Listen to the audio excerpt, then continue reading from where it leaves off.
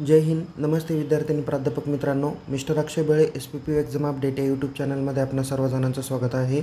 या व्हिडिओमध्ये आपण सावित्रीबाई फुले पुणे विद्यापीठाच्या ज्या परीक्षा मार्च-एप्रिल 2025 रोजी होणार आहे, तर या समर एक्झाम 2025च्या SY BCom या वर्गाचे परीक्षा फॉर्म कसे भरायचे याबाबत आपण या व्हिडिओमध्ये माहिती घेणार आहोत. सोबतच आपण कोणते डॉक्युमेंट्स तुम्हाला लागणार आहे, अपार ID जो काही कंपल्सरी केलेला आहे तो कशा पद्धतीने अपडेट करायचा, या सर्व संबंधात आपण या व्हिडिओमध्ये माहिती घेणार आहोत. त्यामुळे परीक्षा फॉर्म भरण्यापूर्वी हा व्हिडिओ शेवटपर्यंत नक्की बघा. आवडल्यास या व्हिडिओला लाईक करा, शेअर करा. अधिक माहितीसाठी यूट्यूब चॅनलला सबस्क्राईब करा आणि टेलिग्राम चॅनलमध्ये सहभागी व्हा. लिंक डिस्क्रिप्शन बॉक्समध्ये देण्यात आलेली आहे. तसेच विद्यार्थी मित्रांनो, तुमच्या येणाऱ्या प्रॅक्टिकल एक्झाम आणि विद्यापीठाच्या परीक्षा कधी होणार आहे याची सविस्तर माहिती देणारा व्हिडिओ या व्हिडिओच्या डिस्क्रिप्शन बॉक्समध्ये दिलेला आहे. तो व्हिडिओ देखील आपण काळजीपूर्वक बघा. चला तर मग सुरुवात करूया आपण परीक्षा फॉर्म कसा भरावा.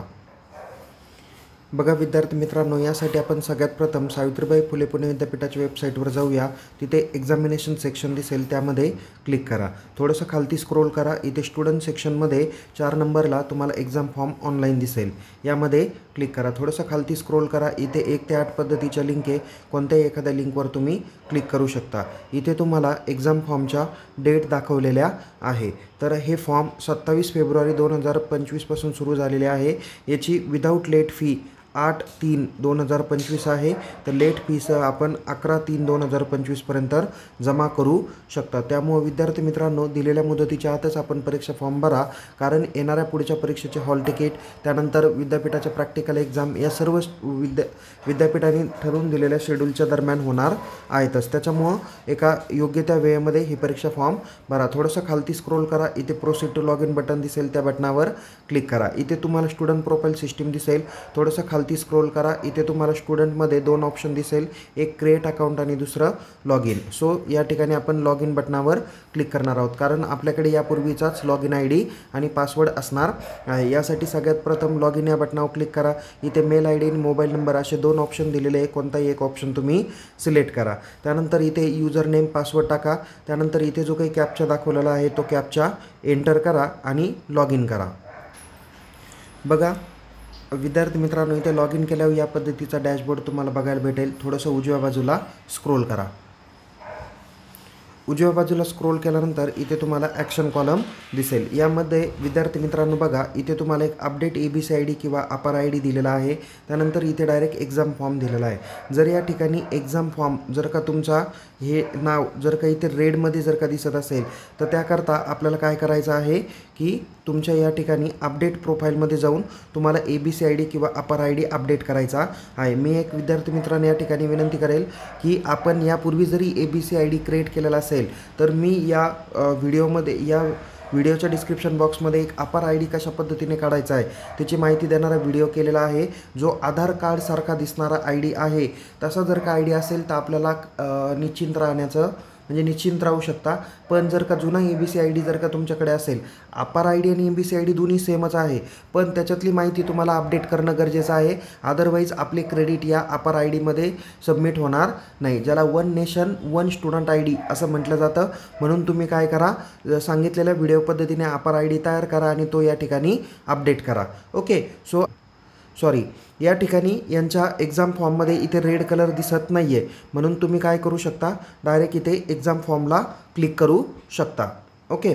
सो एक्झाम फॉर्मला आपण क्लिक करूया. डायरेक्ट तुम्हाला इथे परत युजर मॅन्युअल दिसेल किंवा थोडंसं खालती स्क्रोल करा. इथे प्रोसीड बटन दिसेल. इथे तुम्हाला 2 ऑप्शन आहे, एक फर्स्ट इयर आणि दुसरं अदर दॅन फर्स्ट इयर. आता बघा, एखादे विद्यार्थी आत्ता सेकंड इयरला आहेत, पण त्यांचा फर्स्ट इयरचा बॅकलॉग असेल, तर त्यांनी या ठिकाणी फर्स्ट इयरवर जाऊन परीक्षा फॉर्म भरायचा आहे, फर्स्ट इयरच्या बॅकलॉगसाठीचा. ओके. आणि जे विद्यार्थी SYचे रेग्युलर आहे किंवा SYमध्येच बॅकलॉग आहे, ओके, 3rd सेम किंवा 4th सेमचा, त्यांनी काय करायचं, इथे अदर दॅन फर्स्ट इयर या टॅबवरला काय करायचं, क्लिक करायचं आहे. आणि जे विद्यार्थी रेग्युलरचेच आहे SYचे 4th सेमिस्टरचे, त्यांनी या अदर दॅन फर्स्ट इयर या बटनावर क्लिक करून तुम्ही क्रिएट अकाउंट करू शकता. क्रिएट अकाउंट लिंकवर क्लिक केल्यानंतर तुमची पर्सनल माहिती येईल. डायरेक्ट तुम्ही काय करा, नेक्स्ट बटनावर क्लिक करा. इथे तुमचे जे काही रेग्युलर सब्जेक्ट्स आहेत ते सब्जेक्ट्स तुम्हाला या ठिकाणी दिसून येतील. जे स्पेशलायझेशन 3rd सेमला निवडले ते स्पेशलायझेशन 4th सेमला तुमचे असणार आहे. इथे तुम्हाला ॲड ऑन सब्जेक्ट्स दिलेला आहे. हे एक्स्ट्रा क्रेडिटचे सब्जेक्ट्स आहे. ओके, आता तुम्ही याच्यामध्ये सिलेक्ट करा, अन्यथा करू नका, तर तुमच्या हॉल तिकीटला येऊन जातील. बट येणाऱ्या जर का आत्ताचं जे सेमिस्टर होऊन गेलं, म्हणजे 3रं सेमिस्टर होऊन गेलं आणि याच्यातून जर का तुमचे रिक्वायर 4 क्रेडिट जर का कंप्लीट झालेले असतील तर आता या ठिकाणी सिलेक्ट करायला येणार नाही आणि आले तरी ते तुमच्या हॉल तिकीटमध्ये येणार नाही. ओके, दुसरी महत्त्वाची बाब विद्यार्थी मित्रांनो, तुम्ही तुमच्या यापूर्वीच्या 3rd सेमचा रिझल्ट लेजर तुम्ही महाविद्यालयातून कलेक्ट करा.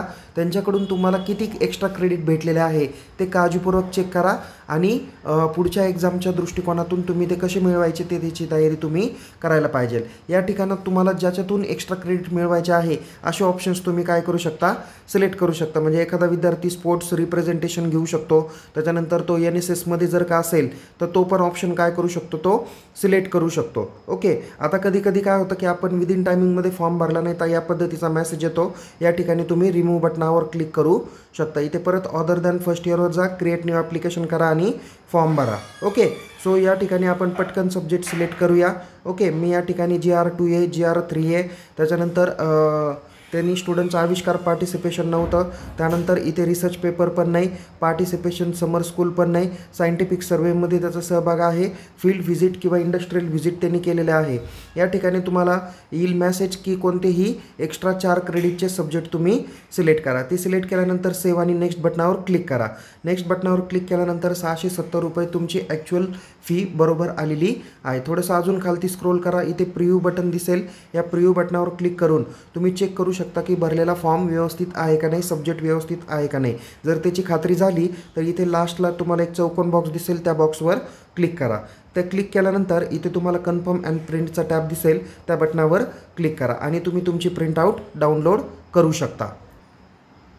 बघा, इथे प्रिंटआउट डाउनलोड केल्यानंतर इथे तुमचे एक्स्ट्रा क्रेडिटचे सब्जेक्ट तुमच्या एक्झाम फॉर्ममध्ये पण आलेले आहे आणि तुमचे रेग्युलरचे जे सब्जेक्ट्स आहेत ते पण आलेले आहे. जर तुम्हाला बॅकलॉग सब्जेक्ट पाहिजे नसेल तर ते देखील काय होतात, याच ठिकाणी येतात. बॅकलॉग सब्जेक्टला फक्त इंटरनल एक्सटर्नल हे तुम्हाला व्यवस्थित सिलेक्ट करायचं आहे. ओके, सो या पद्धतीने इथे 670 रुपये फी आलेली आहे आणि या ठिकाणी तुम्हाला स्टुडंटची सिग्नेचर करायची आहे आणि सिग्नेचर ऑफ कॅन्डिडेट करून तो फॉर्म तुम्हाला जमा करायचा आहे. तर विद्यार्थी मित्रांनो, या फॉर्मसोबत तुम्ही तुमच्या फर्स्ट इयरच्या निकालाची झेरॉक्स, सेकंड इयरच्या 3rd सेमिस्टरची निकालाची झेरॉक्स आणि ABC किंवा अपर IDची झेरॉक्स असे 3 महत्त्वाचे डॉक्युमेंट्स तुम्ही या परीक्षा फॉर्ममध्ये सबमिट करा, अटॅच करा आणि तो फॉर्म तुमच्या महाविद्यालयातील संबंधित टीचर्सकडून तो चेक करून ॲडमिनिस्ट्रेशन डिपार्टमेंटला सबमिट करा. तिथे तुम्ही कॅश काउंटरला किंवा जे काही संबंधित डिपार्टमेंट असेल त्या ठिकाणी तुम्ही तो सबमिट करू शकता. तर या पद्धतीने तुम्हाला परीक्षा फॉर्म भरायचा आहे. विद्यार्थी मित्रांनो, या पद्धतीने आपण SY BCom सेमिस्टर 4चा रेग्युलरचा परीक्षा फॉर्म कसा भरायचा याबाबत आपण माहिती घेतलेली आहे. तुम्हाला परीक्षा फॉर्म भरण्यासंदर्भात काही अडचणी असतील तर निश्चित चॅट बॉक्समध्ये तुम्ही विचारू शकता. अदरवाईज आपल्या महाविद्यालयातील परीक्षा विभागाला संपर्क करा. ABC ID कसा क्रिएट करायचा, तो परीक्षा फॉर्मला कसा अपडेट करायचा याबाबत सविस्तर माहिती आपण ऑलरेडी दिलेली आहे. ते व्हिडिओ या व्हिडिओच्या डिस्क्रिप्शन बॉक्समध्ये दिलेले आहे. तसेच तुम्हाला येणाऱ्या पुढच्या परीक्षा कधी होणार आहे, युनिव्हर्सिटी एक्झाम आणि प्रॅक्टिकल एक्झाम या सविस्तर बाबत सर्व शेड्यूल आपण व्हिडिओमध्ये दिलेला आहे. तो व्हिडिओ पाहायला अजिबात विसरू नका. तुमचे हॉल तिकीट कधी जनरेट होतील त्याची माहिती त्या व्हिडिओमध्ये दिलेली आहे. पुन्हा भेटूया एका नवीन विषयासह, नवीन व्हिडिओसह. तोपर्यंत टेक केअर. जय हिंद. धन्यवाद.